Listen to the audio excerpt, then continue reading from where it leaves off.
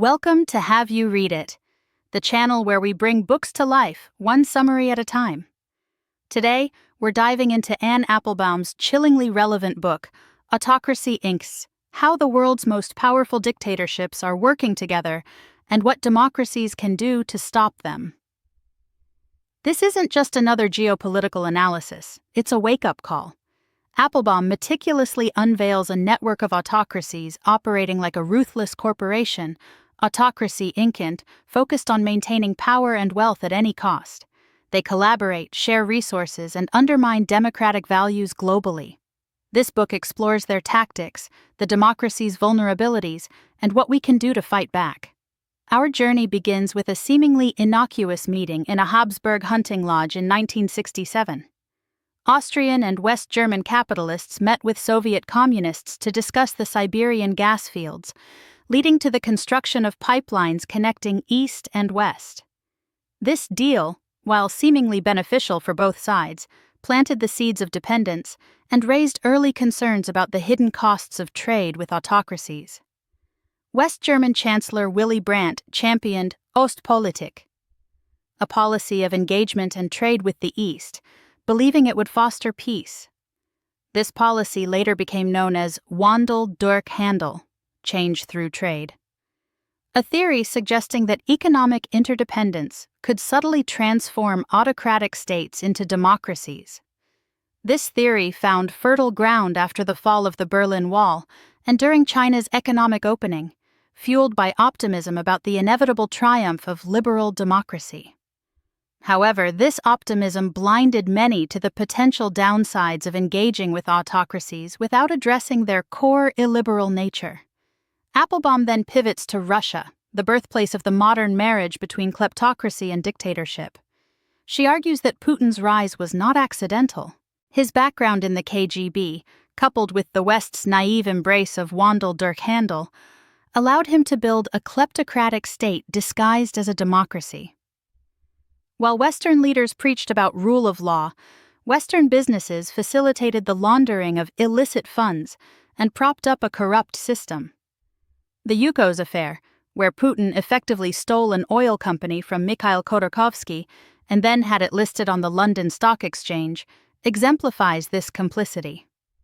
This system, Applebaum explains, wasn't just confined to Russia. It spread, metastasizing into other vulnerable states, like Ukraine, where oligarchs like Ihor Kolomoisky laundered money through American real estate, exploiting loopholes in the U.S. financial system. Similarly, Zimbabwe under Mugabe and later Mnangagwa transitioned from a classic patronage network to a sophisticated system of international money laundering, enabled by figures like Webert Angel and facilitated by global financial hubs like Dubai. The narrative then shifts to the information war. While the West celebrated the Internet's democratizing potential, China was building the Great Firewall, a sophisticated system of censorship and surveillance that involved not just blocking websites but also manipulating social media and even coercing foreign tech companies into complicity. This system, combined with advanced technologies like facial recognition and AI, allows the Chinese regime to monitor its citizens and suppress dissent. This model is now being exported to other autocratic states. Russia, meanwhile, perfected the fire hose of falsehoods tactic, flooding the information space with so many conflicting narratives that truth becomes elusive. This strategy, amplified by state-controlled media like RT and a network of trolls and bots, aims to create cynicism and apathy, discouraging citizens from seeking political change. This manipulation of information extends beyond domestic audiences. China invests heavily in international media, subtly promoting pro-Beijing narratives. Russia's RT, Iran's Press TV, and Venezuela's Telesur, along with Chinese state media, work together to amplify anti-democratic messages, often echoing each other to create an illusion of consensus. The biolabs conspiracy theory, where Russia, China, and American conspiracy theorists converged to spread false claims about U.S.-funded bioweapons labs in Ukraine, exemplifies this coordinated effort. Furthermore, Russia has developed sophisticated information laundering operations like Presenza and Yalla News, disguising propaganda as independent journalism to reach wider audiences and undermine trust in legitimate media. Applebaum highlights how autocracies are actively rewriting the rules of the international system. While the post-war era saw the creation of institutions and treaties based on universal human rights, modern autocracies are pushing back, emphasizing sovereignty and mutual respect to shield themselves from criticism and accountability. China, in particular, is working to remove the language of human rights from international organizations, replacing it with vague terms like win-win cooperation. Russia promotes multipolarity, framing its opposition to democracy as a struggle against Western hegemony. These narratives, spread through propaganda networks, aim to create a world where international law and human rights are no longer relevant. This erosion of international norms has real-world consequences, from the hijacking of a Ryanair flight by Belarus to the targeted assassinations of dissidents abroad, demonstrating the autocracy's growing confidence and disregard for international law. The book then examines how autocracies target and undermine democratic movements. Applebaum draws on Gene Sharp's work on nonviolent resistance, noting how activists have used symbolic acts, like the Orange Revolution in Ukraine, and diverse coalitions to challenge autocratic rule.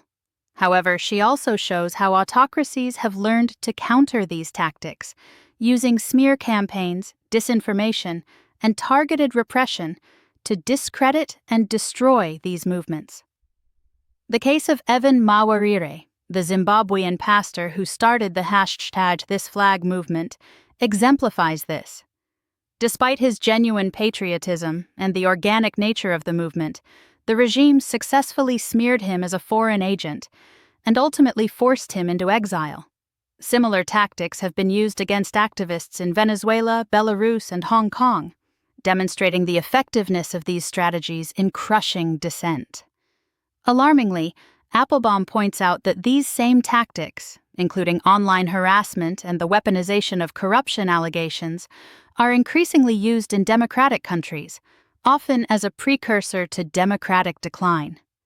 The examples of Poland and Mexico illustrate this trend, where ruling parties have targeted judges, journalists, and activists who criticize the government. Finally, Applebaum offers a path forward for democracies.